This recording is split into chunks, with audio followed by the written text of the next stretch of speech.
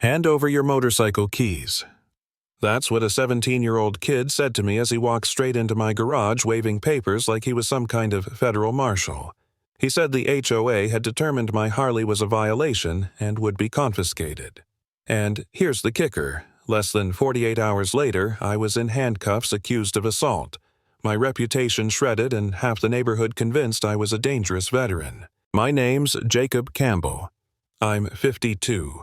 A retired Army vet just trying to live out my quiet years with the one thing that keeps me sane. My 2011 Harley-Davidson Heritage Softail. That bike has been my therapy for more than a decade.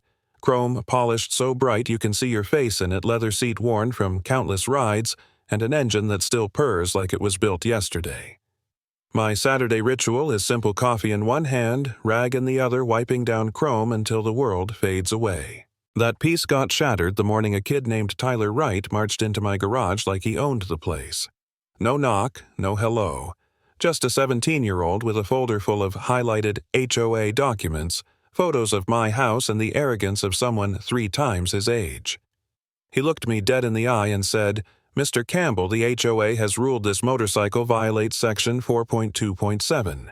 You've got 24 hours to surrender it to approved storage or law enforcement will be called." I laughed at first, thought it was a joke, but he kept going quoting bylaws like he'd practiced in front of a mirror. And the photos, these weren't iPhone snapshots.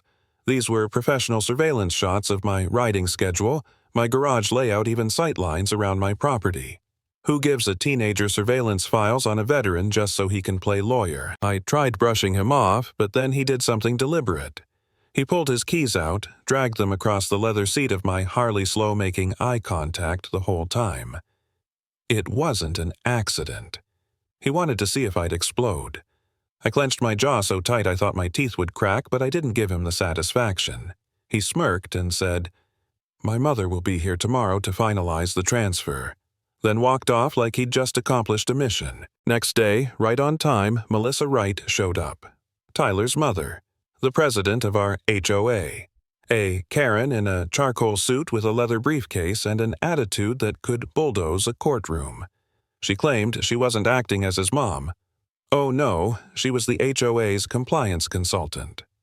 She paced around my driveway with measuring tools, snapping photos of sidewalk cracks, pretending to trip like she was staging an accident scene. It was obvious to me she wasn't enforcing rules, she was setting up a lawsuit. So I called the police thinking finally someone would set this straight. Enter Detective Walsh. Middle-aged, polished, and at first sympathetic.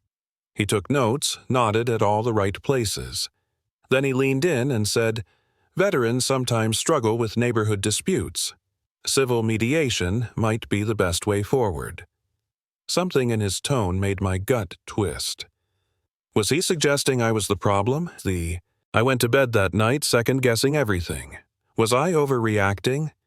Maybe it was just a compliance misunderstanding. But then I woke up to find anonymous notes under my windshield. She's done this before. Document everything. Attached were files showing Melissa had targeted other veterans in nearby counties. Staged falls, massive settlements, financial ruin. It was systematic. Still, I tried to believe the system would protect me. That faith didn't last. Because within days, Tyler launched a full-blown social media campaign painting me as the unstable veteran next door. Videos of me polishing my Harley edited to look sinister, neighbors posting comments about safety concerns. My reputation gone overnight. I couldn't walk into a grocery store without people staring like I was some ticking time bomb. Then came the worst blow. Tyler staged a fall in my driveway. Somehow, my entire security system blacked out for exactly 30 seconds. When the cameras came back, he was on the ground groaning, Walsh already on scene treating him like a victim. I protested, shouted about the blackout, but it didn't matter. Walsh slapped cuffs on me while neighbors filmed the dangerous vet attacking a minor.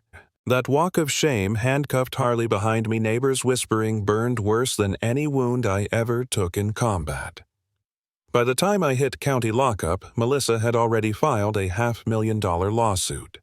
Assault, negligence, emotional trauma. All built on lies and paperwork polished weeks in advance.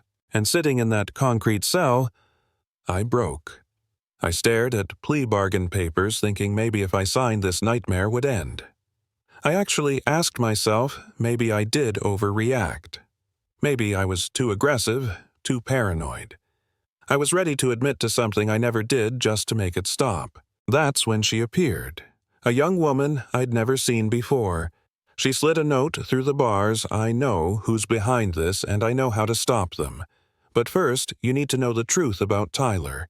Her name was Emma Rodriguez, social worker, and, as it turned out, Tyler's foster sister. She told me Tyler wasn't just Melissa's pawn. He'd been groomed for years, forced to play the role of legal prodigy in Melissa's fraud schemes. Emma had been investigating from inside social services, building a case. Her words lit a fire in me I thought I'd lost. For weeks I'd been second-guessing myself, drowning in shame. But now I saw the bigger picture. This wasn't about me losing my cool. It was about organized fraud targeting veterans with a corrupt cop covering the tracks. I wasn't crazy, I wasn't wrong.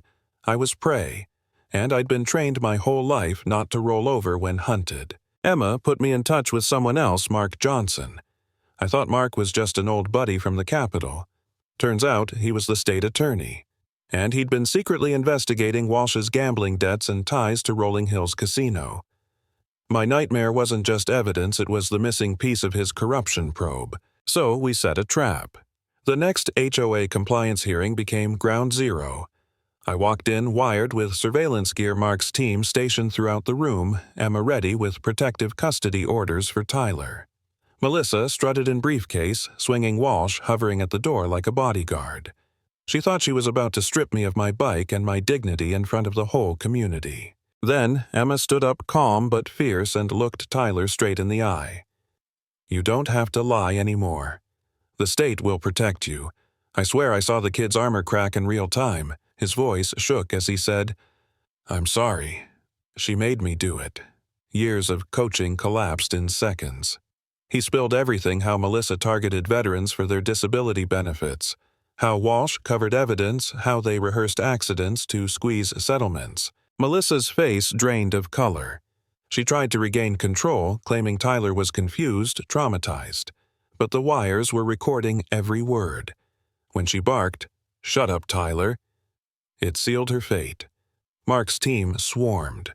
Walsh was cuffed at the door badge, stripped in front of everyone. Melissa was dragged out screaming as neighbors gasped, realizing the woman they trusted to protect the neighborhood was nothing more than a predator in heels. I just sat there, silent, heart pounding, watching the empire that nearly destroyed me collapse under its own lies. No celebrations, no victory laps. Just the image of Melissa Wright, once untouchable HOA queen in handcuffs. And in that moment I understood something I'll never forget. Sometimes the people shouting the loudest about community safety are the ones you need to be most afraid of.